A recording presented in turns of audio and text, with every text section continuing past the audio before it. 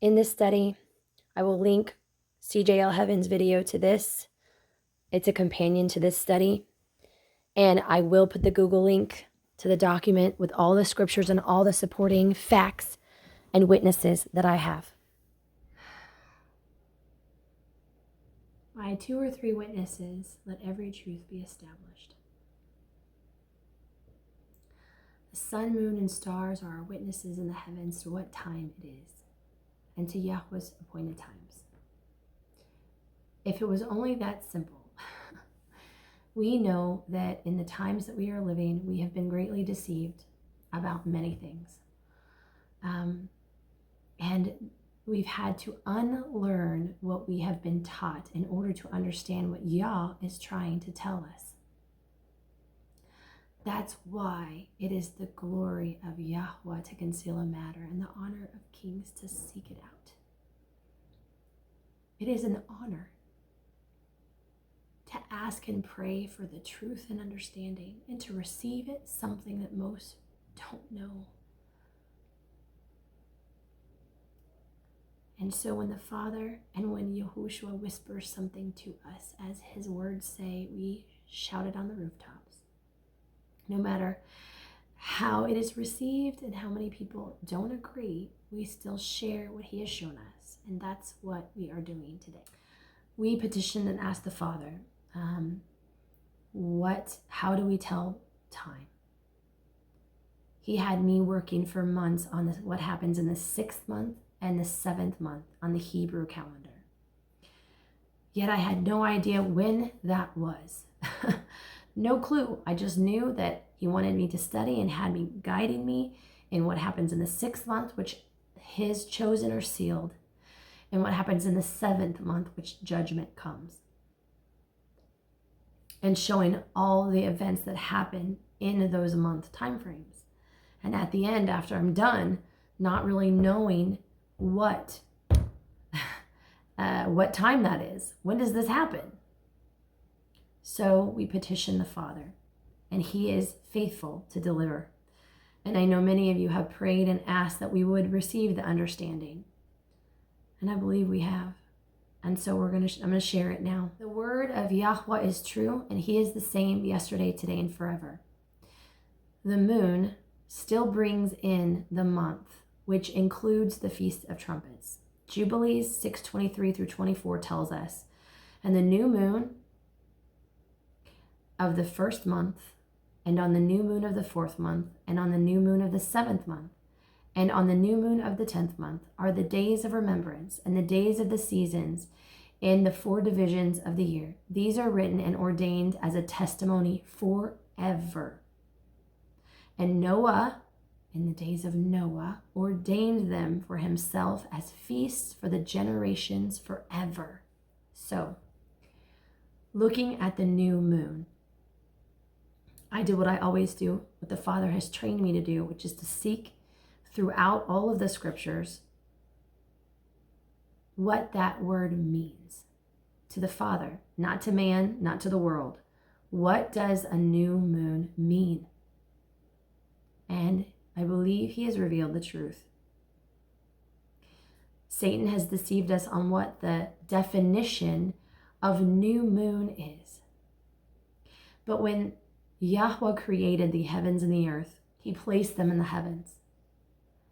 And the sun was new, and it was bright. And the moon was new, and it was bright in all of her glory. Yahweh's definition of a new moon was as if it was the day that it was created, brand new, bright and beautiful. And here's the illustration on the screen.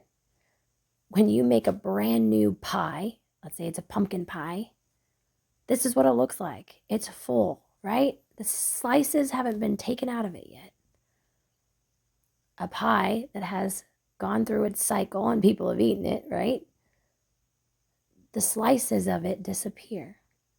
Just like the phases of the moon, the light disappears. Man's definition of moon in this world has two different definitions. They're similar, but they're not the same. And they don't align with what Yahweh's word says a new moon is. The definition to men of this world is that a new moon is either black or hidden, or it's a sliver of the moon. That first sliver of the moon after the moon has been darkened. But according to scriptures, it's different. It's not what the men of this world and this newer generation say it is. In the Strong's Concordance, new moon, H2320, the new moon, that word is Kadesh. Okay? Sounds a lot like the word for blessed in Hebrew. But it means the first day or month. That's where we get the name month. Because the moon, brings in the month. Just like I read earlier. The first month, the fourth month, the seventh month, and the 10th month. Okay? If people have been following the wrong moon, or no moon at all, then they're going to be off on their counts, right? Jubilee 636 tells us that a prophetic word is that people will be deceived and be off by 10 days. Around 10 days. That is exactly what following the new moon would do. It would cause you to be 10 days off. I'm going to share some witnesses in scripture with you now.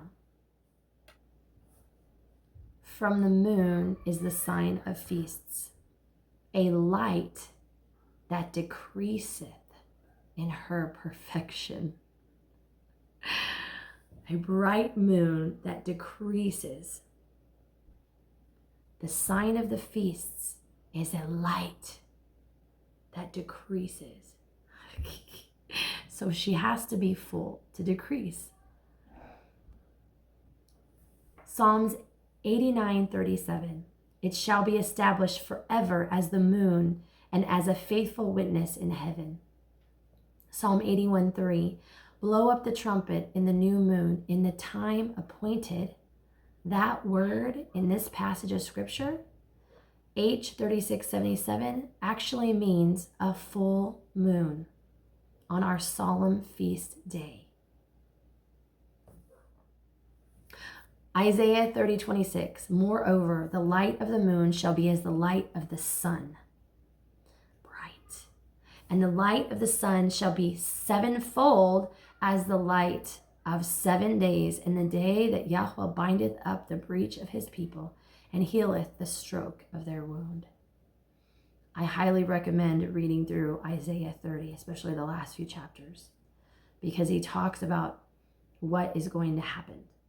Jeremiah 31:35. Thus saith Yahuwah, which giveth the sun for a light by day, and the ordinance of the moon and of the stars for a light by night, which divideth the sea when the waves roar. Yahuwah Elohim is his name. Amos 8:5. The evil people are asking when the moon will change. Okay, so this passage in Amos 8 is another really big clue, because it uses the new moon Hebrew word Kadesh, but the description of what the evil people want doesn't make sense unless the moon is full and bright. The evil people are asking when the moon will change. Well, it will diminish. They're talking about the brightness of the moon that shines the light on their sin. The new moon in this passage has to be talking about a bright full moon, or else the passage makes no sense. And when you combine that with the other witnesses, you see that it makes perfect sense. Now, if we are correct, which there's just so many witnesses in the word, and I think it's in Jeremiah, he tells us that the word of Yahweh is like fire, and it burns up all the lies, and it points us to the truth. And there's plenty of witnesses that this word, new moon, Kadesh, H2320, has been misunderstood. It's been misunderstood. It says in the definition, it's the beginning of the month. But what is that? What is that? Well, man's understanding of the new moon is that it is not bright at all. But Yahweh's understanding and his explanations of those things that happen, that moon has to be full and bright and beautiful. And she's a bright witness in the sky.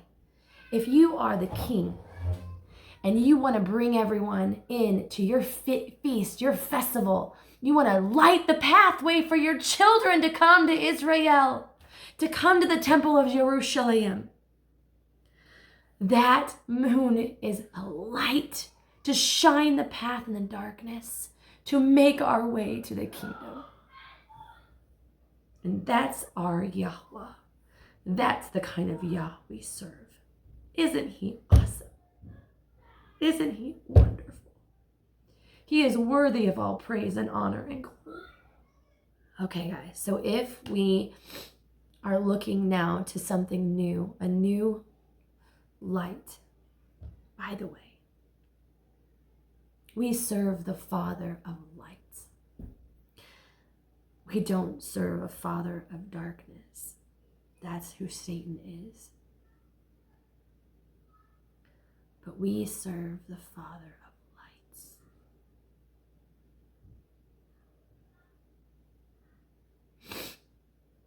lights. Our Father is the Father of light, not of darkness.